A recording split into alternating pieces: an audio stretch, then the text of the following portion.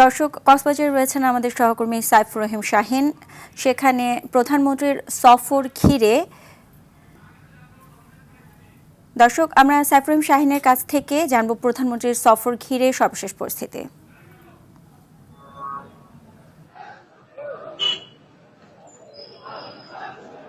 হ্যাঁ সুজানা, আমি এই মুহূর্তে রয়েছি কক্সবাজার জেলা বিএনপির অফিসের সামনে। এখানে দেখতে পাচ্ছেন আপনি আমার ঠিক পেছনে উৎসব মুখর নেতা কর্মীরা অবস্থান করছেন জেলা বিএনপি অফিসে। এবং আজকে সকালে স্বরাষ্ট্র মন্ত্রী সালাউদ্দিন আহমেদের নেতৃত্বে ইতিমধ্যে ৬ জন মন্ত্রী প্রতিমন্ত্রী কক্সবাজার অবস্থান করছে।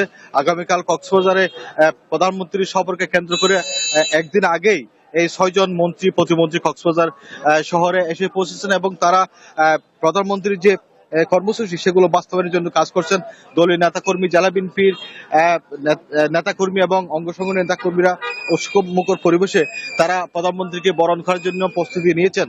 এবং ইতিপূর্বে যে সকরিয়া জনসভাস্থল এবং যে স্মৃতিবিজড়িত শহীদ প্রেসিডেন্ট জিয়া রহমানের স্মৃতিবিজড়িত পাতলি খাল, পিএম খালের পাতলি খাল, সেটা পুনঃখনন উদ্বোধনের জন্য যে প্রস্তুতি সবগুলো প্রস্তুতি ইতিমধ্যে সম্পন্ন হয়েছে।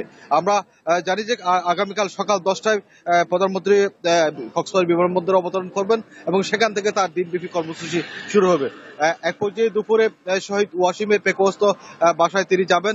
সেখানে ওই শহীদ পরিবারের সদস্যদের সাথে তিনি কথা বলবেন এবং পেকুয়া পৌরসভা উদ্বোধন করবেন, মাতামুহুরী নবগঠিত মাতামুহুরী উপজেলা উদ্বোধন করবেন।